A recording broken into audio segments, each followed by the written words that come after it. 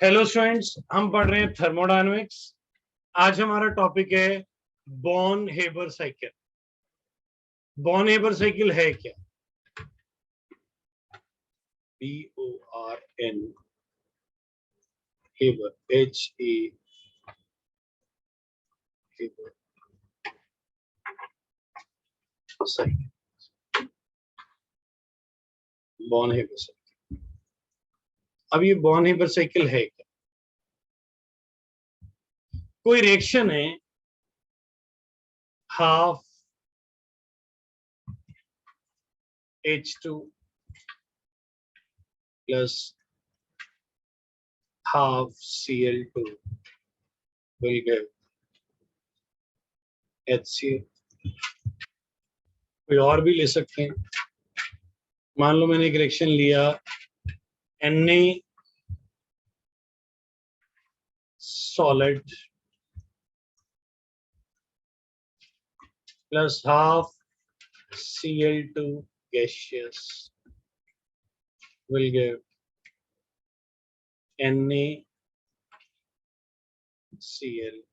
solid। अब ये छोटा सा रिएक्शन हमने लिखा, one of the easiest reactions में से एक है। Na plus half Na solid half Cl2 gaseous will give NaCl solid। Born Haber cycle ये कहता है कि कोई छोटा सा रिएक्शन भी सिंगल स्टेप में नहीं होता, मल्टीपल स्टेप्स में होता है। और उन मल्टीपल स्टेप्स की एनर्जी को अगर हम ऐड कर लें तो वो total energy of the reaction बन जाती है। मैं आपको एक इजी एग्जांपल समझा। आप कहते हैं जी चाय बनानी है।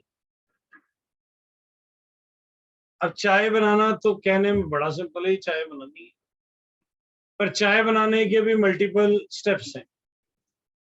पहले आपके पास यूटेंसिल होना चाहिए, फिर उसमें पानी चाहिए, फिर गैस ऑन करनी है, फिर उसके अंदर आपको पत्ती डालनी है, फिर आपको अगर आप उसके अंदर कोई फ्लेवर डालना है लाइक अदरक, आपका इलायची, सौंफ वो डालना, फिर शुगर डालनी है, फिर दूध डालना है, फिर उसे बॉईल करना है, फिर उसको छानने के बाद एक कप में सर्व करना है। अब इसमें अगर आप सारी चीजों की पैसे काउंट कर लें तो आपको एक चाय के कप की कॉस्ट निकल आएगी। भाई यूटेंसिल जो होता है जिसमें चाय बनती है वो कई साल चलता है, और खरीदना तो पड़ता है ना 100-200 रुपए का। चलो मान लो हर बार यूज करने की कॉस्ट 50 पैसे। फिर पानी की कॉस्ट, चाय थोड़ी है पर है तो है, पानी नहीं होगा तो काम नहीं होगा ना।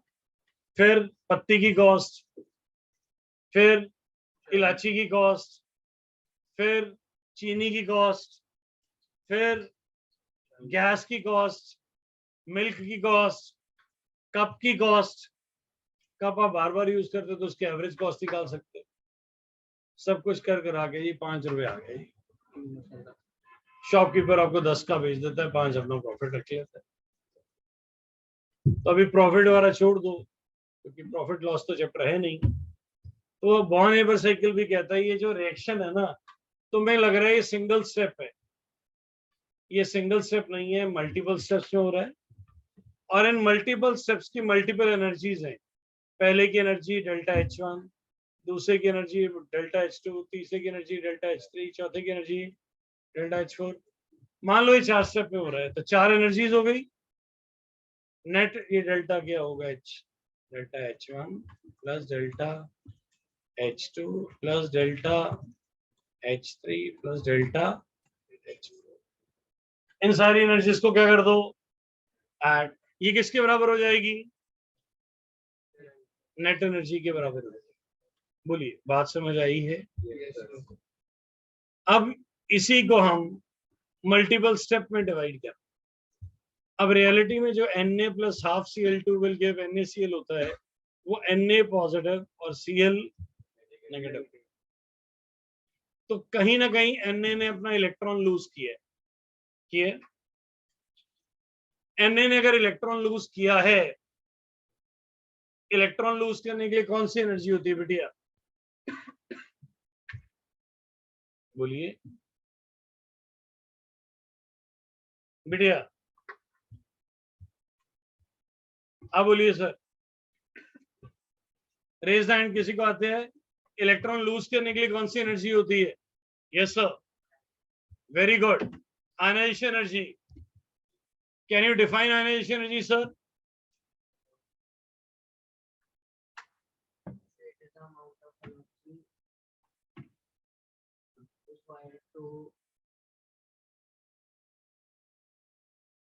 It is a minimum. हाँ जी बोलिए बेटिया।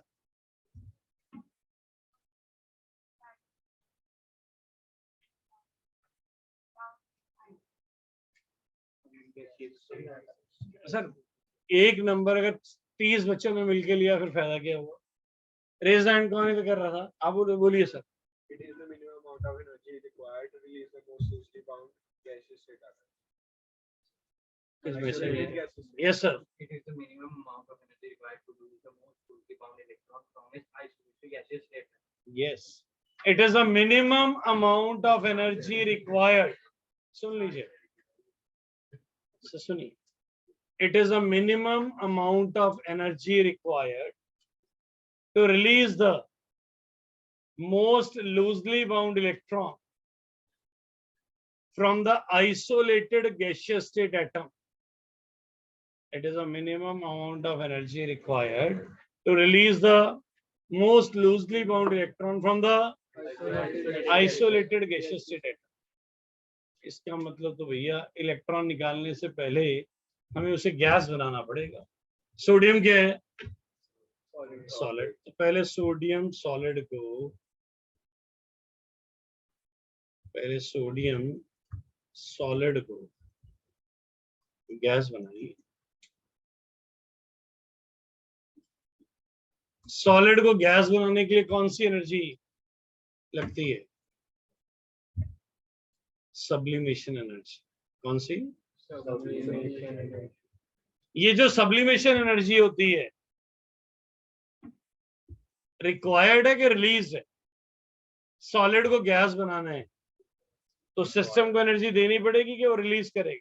देनी पड़ेगी। रिक्वायर्ड है, required positive, release negative. Required क्या है? रिलीज। तब हमने उसको सॉलिड से गैस बना दिया। अब हमने इलेक्ट्रॉन निकालना है। जब हम उसमें से इलेक्ट्रॉन निकालेंगे तो पॉजिटिव बन जाएगा। कौन सी एनर्जी? कौन सी एनर्जी? इलेक्ट्रॉन निकालने के लिए कौन सी energy? Ionization energy. It is the minimum amount of energy required to release the most loosely bound electron from the isolated gaseous state atom. Electron निकालने के लिए जो एनर्जी लगती है उसको क्या बोलते हैं? Ionization energy. ये रिक्वायर्ड है कि रिलीज है? डेफिनेशन में बोलो निकलेगा। It is a minimum amount of energy required. Guess मत करो, डेफिनेशन में लिखा होता है पॉजिटिव। इलेक्ट्रॉन निकाल लिया। अब क्लोरीन, अगर मैं ClCl, मुझे Cl2 तो चाहिए नहीं, मुझे तो एक Cl चाहिए। कितने Cl चाहिए? अगर मैं इसको तोड़ता हूं तो कितने बनेंगे? 2। कितने बनेंगे? 2। कौन सी एनर्जी? बॉन्ड तोड़ने के लिए कौन सी एनर्जी होती है? एनर्जी। ये रिक्वायर्ड है कि रिलीज है? रिक्वायर्ड है कि रिलीज है? बॉन्ड तोड़ रहे हैं, बॉन्ड तोड़ने के लिए तो एनर्जी रिक्वायर्ड है। तो ये भी पॉजिटिव है। पर यहां तो क्लोरीन कितने बन रहे हैं? 2। चाहिए कितने? तो हाफ कर दे।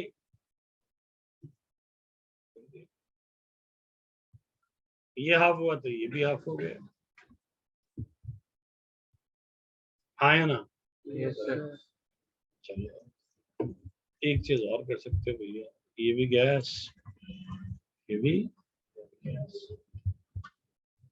जगह बचाते हैं। गैस जगह है हमारे पास, हम यहाँ लिख देते हैं। ये गैस आ गया, ये भी गैस आ गया। अब क्लोरीन गैस, यहाँ तो Cl नेगेटिव है,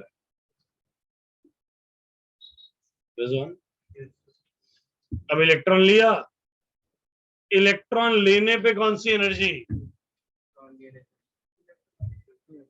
इलेक्ट्रॉन लेने पे कौन सी energy, electron gain enthalpy, electron affinity.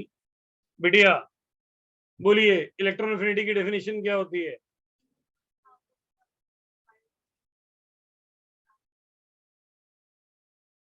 बच्चे अगर हम बेसिक डेफिनेशंस गलत कर देंगे तो वैसे ही केमिस्ट्री टफ हो जाएगी।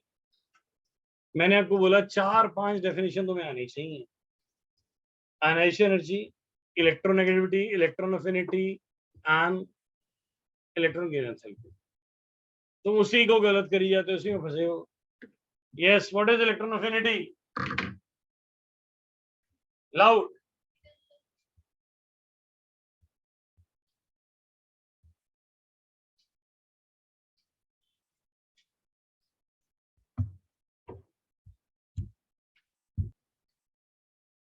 It is the amount of energy released when one electron is added to the outermost shell. It is the amount of energy when one electron is added to the outermost shell. तो ये electron affinity कह दो या electron gain enthalpy कह दो। Sign क्यों release हो रही है। अब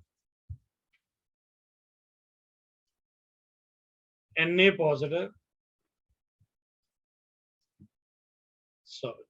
का गैस, Cl नेगेटिव गैस मिलके NaCl बनाते हैं, सॉलिड हो जाता है। अब बताइए बॉन्ड बन रहा है कि बॉन्ड टूट रहा है? बॉन्ड बन रहा है कि टूट रहा है? बॉन्ड बनेगा तो एनर्जी रिलीज होगी कि एब्जॉर्ब होगी? ऊपर बॉन्ड तोड़ा था तो क्या थी? ऊपर बॉन्ड तोड़ा था, एनर्जी क्या थी? अब बॉन्ड बनेगा तो क्या होगी? इसको बोलते हैं लैटिस एनर्जी। जब कैटायन और अनायन आपस में बॉन्ड बनाते हैं उस समय जो एनर्जी रिलीज होती है उसे बोलते हैं lattice energy. It is amount of energy release when 1 mole of cation combines with 1 mole of anion। तो कैटायन किससे कंबाइन हो रहे हैं? क्या हो गई? एनर्जी। अब ये 5 स्टेप में रिएक्शन हुआ, अब खत्म है बस। यहां तक समझ आ गया? मैं थोड़ी सी जगह बचा रहा हूं, मैं जान के ऊपर लिख रहा हूं सो दैट तुमसे पढ़ा जाए, क्योंकि नीचे होगा तो विजिबिलिटी प्रॉब्लम हो जाएगी। नीचे ले आया, इसको हम हटा देते हैं। तो यहाँ पे मैं लिख रहा हूँ डेल्टा एच, ये डेल्टा एच है रिएक्शन का, डेल्टा एच इसका जो हम ढूंढ रहे हैं, ये डेल्टा एच किसके बराबर है? ये डेल्टा एच है पहला, डेल्टा एच सब्लिमेशन। किसकी sublimation? Na solid. Delta H sublimation किसकी? Na सॉलिड प्लस, फिर आयनाइजेशन एनर्जी किसकी? Na gas. चाहे तुम इसके साथ भी लिख सकते हो सब्लिमेशन के लेवल पे, ठीक है। फिर प्लस क्या? Half of delta H bond energy इसकी Cl2 गैसियस,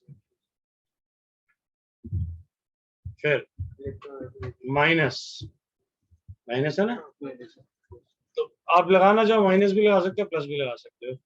दो पॉसिबिलिटी होती हैं। अगर मैंने पहले माइनस लगा दिया तो जब हम कैलकुलेशन करेंगे तब माइनस नहीं उठाएंगे, ऑलरेडी लगा हुआ है। अगर प्लस लिख रहे हो तो हम विद साइन उठाएंगे। तो चॉइस होती है, यहाँ पे तुम्हारी मर्जी है, चाहे प्लस लिखो चाहे माइनस। कुछ बुक्स प्लस लिख के चलती हैं, कुछ तो पहले ही माइनस लगा देती हैं कि वैल्यू उठा के रख दो। कुछ बुक्स प्लस लेती हैं कि जो दिया होगा वो उठाना, विद साइन वो पुट कर लेना। तो minus half of, sorry half नहीं, minus delta H of electron affinity of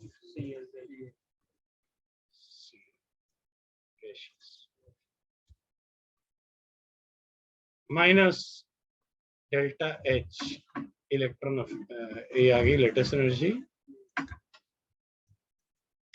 किसकी, NaC इसकी, NaCl सॉल्ट। क्या आपको ये आर्टिकल समझ आया? खत्म हो गया article.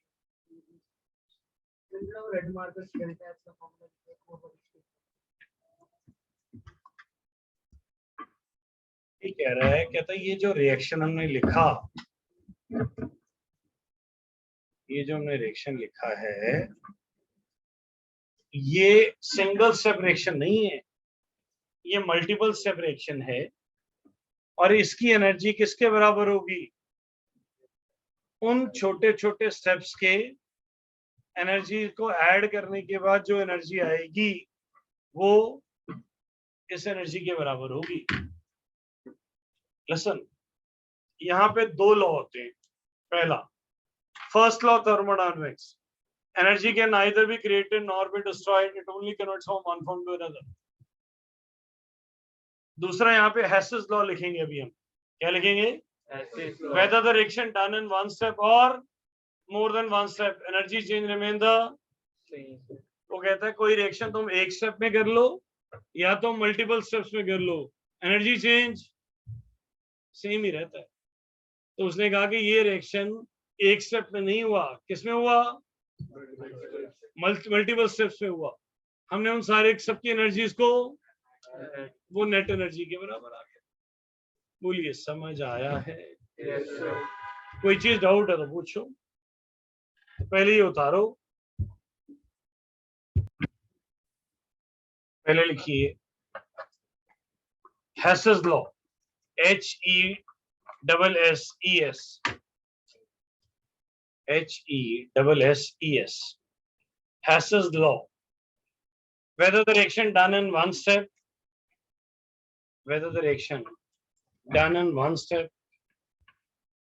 or more than one step,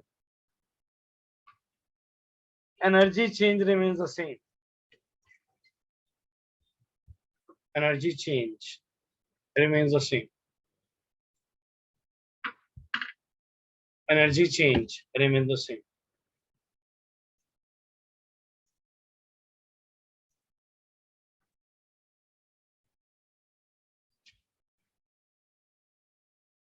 इधर देखिए, A to B,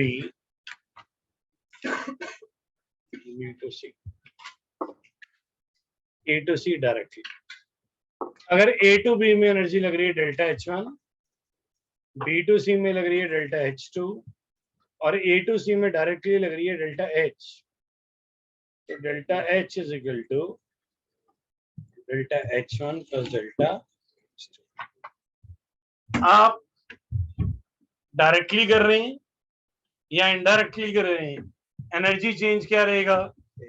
सेम रहेगा। Energy change remain the same. ये है हेसेस। फिर इसमें जो डेफिनेशंस यूज हो रही हैं वो हो रही है sublimation energy, write down, sublimation energy,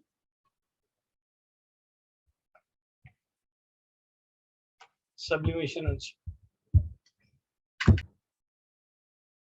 sublimation energy क्या होती है सर? Sublimation energy, yes. थोड़ा एक्टिव हुई है सर, टाइम कहाँ है? कल ना मुंडे ने ब्याह भी करना है, कुड़ी वो देखे जाए हाथ हुई करी चलो ਉਹਦੇ ਘਰ ਵਾਲੇ ਬੋਲੇ ਵਿਆਹ ਕਰਨਾ, ਕਹਿੰਦੇ ਹਾਂਜੀ ਗੱਲ ਪ੍ਰੋਬਲਮ। ਹਾਂਜੀ sir, what is sublimation energy? Sir अभी तो बताया, सॉलिड को बोलो, कौन? हाँ बोलोगे, आप बोलो। required to change solid state into gaseous. It is the amount of energy required to convert. It is the amount of energy required to convert 1 mole of solid into 1 mole of a gas. So 1 mole of a gas directly. It is the amount of energy required to convert 1 mole of a solid into 1 mole of a gas directly. इसमें हम through liquid नहीं जाते, हम directly gas में convert हो जाते। कोई ऐसी चीज बताइए जो सप्लीमेंट होती हो। ड्राई आइस, ड्राई आइस होती है, और नैप्थलीन बॉल, कैम्फर, ये डायरेक्टली गैस में कन्वर्ट हो जाते हैं। किसमें कन्वर्ट नहीं होते? डायमंड, डायमंड भी लिक्विड नहीं होता, सीधा गैस। घर पे कोई डायमंड पड़ा हो, उसे डायरेक्टली गैस में रख देना, एंड फिर वो डायरेक्टली गैस में कन्वर्ट भी हो जाएगा। घर वाले तुम्हारे पीछे पीछे होंगे, तुम आगे आगे होना, ठीक है? सबसे महंगे एक्सपेरिमेंट में मारे जाओगे। चलो नेक्स्ट, फिर आता है ionization energy. Ionization energy sir ये लिखनी है, पेपर में नंबर है, पहले पढ़ा हुआ अलग बात है, इस टॉपिक के अंदर आ रहा है ये ionization energy.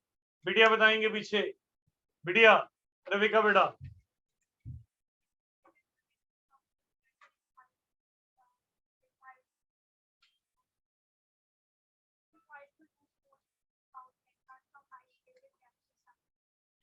Yes, it is a minimum amount of energy required.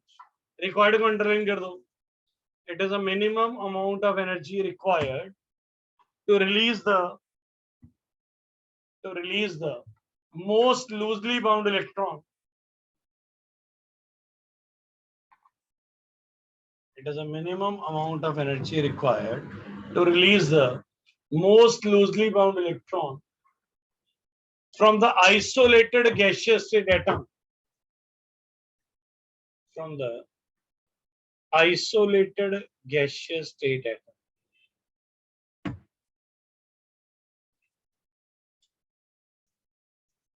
From the isolated gaseous state atom. From the isolated gaseous state atom. अब आ गया, ये हो गई आपकी आयनाइजेशन। अब आ गई बॉन्ड एनर्जी। कौन सी आ गई? Bond energy. हाँ जी सर, आप बताएंगे पीछे। Yes, what is bond energy sir? अभी तो कराया पिछली क्लास में बॉन्ड एनर्जी, हैं? Is the amount of energy required to break 1 mole of identical bonds. To break 1 mole of identical bonds.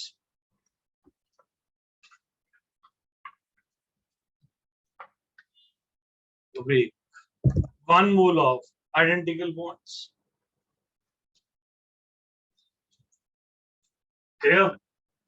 हाँ जी, अब बॉन्ड भी टूट गया, अब बारी आ गई इलेक्ट्रॉन लेने की। कौन सी? इलेक्ट्रॉन लेने की। हाँ जी सर, आप बोलिए सर पीछे। इलेक्ट्रॉन लेने पे कौन सी एनर्जी होती है सर? Electron affinity. क्या डेफिनेशन है इलेक्ट्रॉन एफिनिटी की?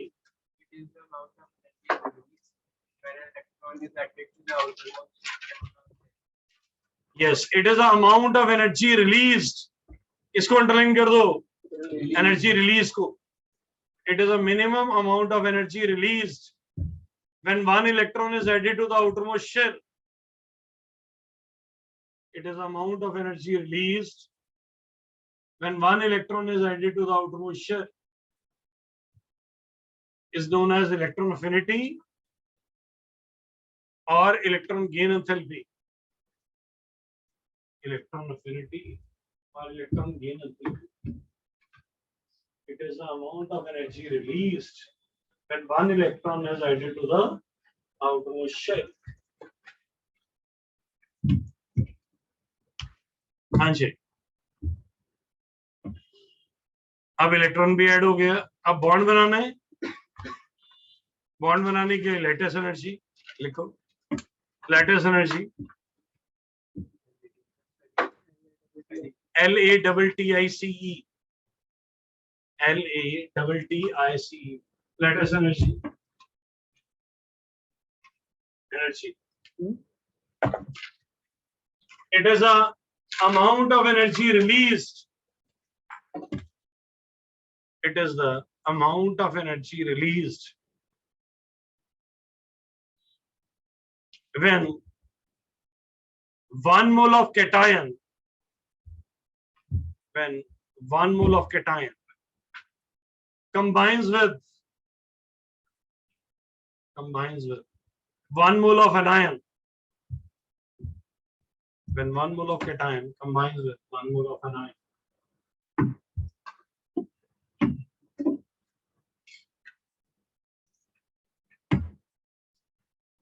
अब नीचे लिखो बॉर्न-हेबर साइकिल. सर उसके बारे में भी तो कुछ लिखना है ना. Born-Haber cycle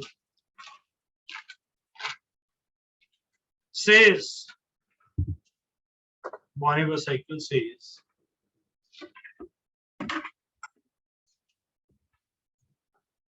if a reaction is, if a simple reaction take place,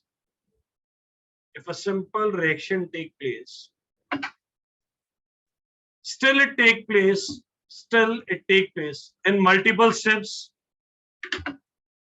If a simple reaction take place, still it take place in multiple steps.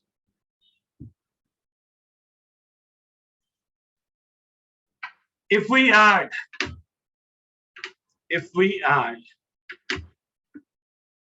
energies,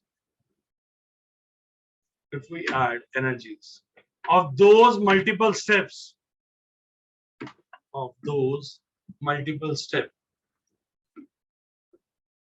still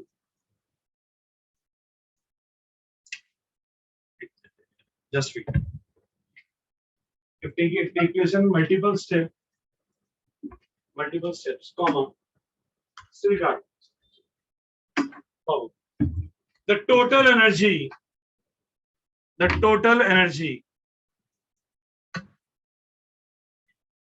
of a reaction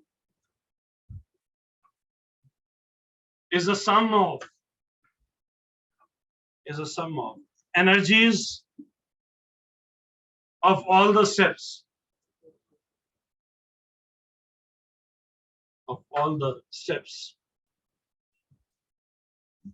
नीचे आप हमने जो यहाँ तक फुल स्टॉप लगा दो. अब मेरी बात सुनो. अभी तो हमने किया, एग्जाम में कैसे कर, अभी तो हमने सारे स्टेप्स लिख दिए, बाद में सारी डेफिनेशंस लिख दी. नो, एग्जाम में क्या कर रहे हैं, पहला स्टेप, पहली डेफिनेशन.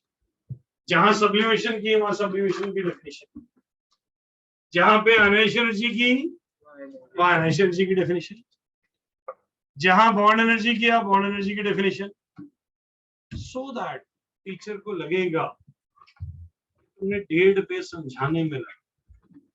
अभी तुमने क्या किया, क्योंकि पहली बार कर रहे थे तो स्टेप्स एक जगह लिखे, डेफिनेशन एक जगह लिखी. और अगर तुम इसको जैसे मैंने बोला ऐसे कर दोगे, then that is the best presentation for a teacher. बात समझ आ रही है? नीचे लिखो note.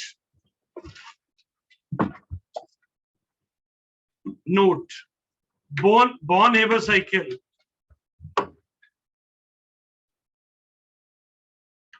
is a direct application of first law of thermodynamics as well as Hess's law. Born-Haber cycle is a direct application of first law of thermodynamics as well as Hess's law. जब तुमने Hess's law लिखा तुम्हें Hess's law और ये एक जैसे लग रहे होंगे, ध्यान से।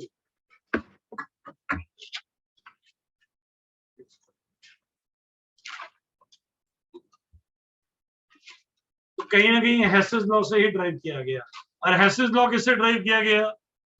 फर्स्ट लॉ से। तो ये सब उसी की एप्लीकेशन है, क्योंकि उसी की एप्लीकेशन है तो वैसे ही लग रहे हैं। बोलिए, क्लियर हो गया? Is the article clear? एक डेफिनेशन नोट करिए, heat of neutralization. Heat of neutralisation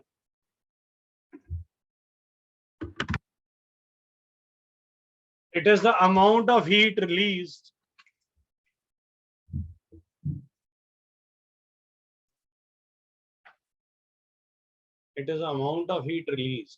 when 1 gram equivalent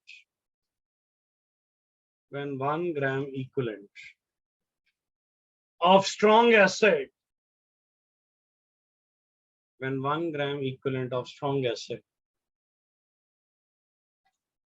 combines with 1 gram equivalent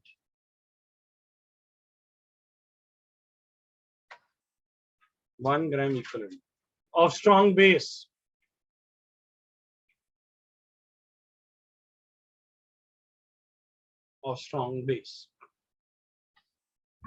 इसके नीचे लिखिए H positive plus OH negative will give H2O, 1 mole from acid, 1 mole from base, 1 mole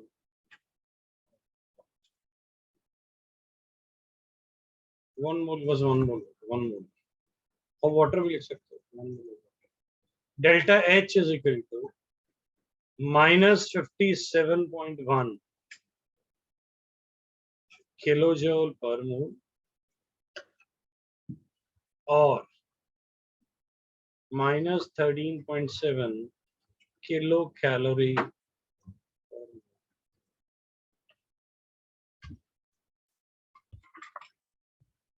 It is the amount of energy released.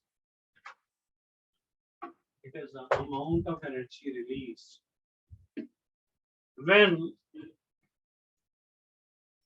1 mole of H positive,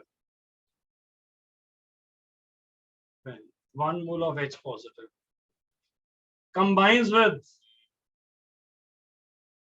1 mole of OH negative. 1 mole of OH. बेटा H positive और OH negative आपस में क्या बना रहे हैं? Bond बना रहे हैं। बॉन्ड बनेगा तो एनर्जी रिक्वायर्ड है कि रिलीज है? रिलीज है। देखो रिलीज है, वो कहता है जब भी 1 mole of H positive 1 mole of OH negative से कंबाइन होता है तो 1 मोल ऑफ वाटर बनता है, और कितनी हीट रिलीज होती है?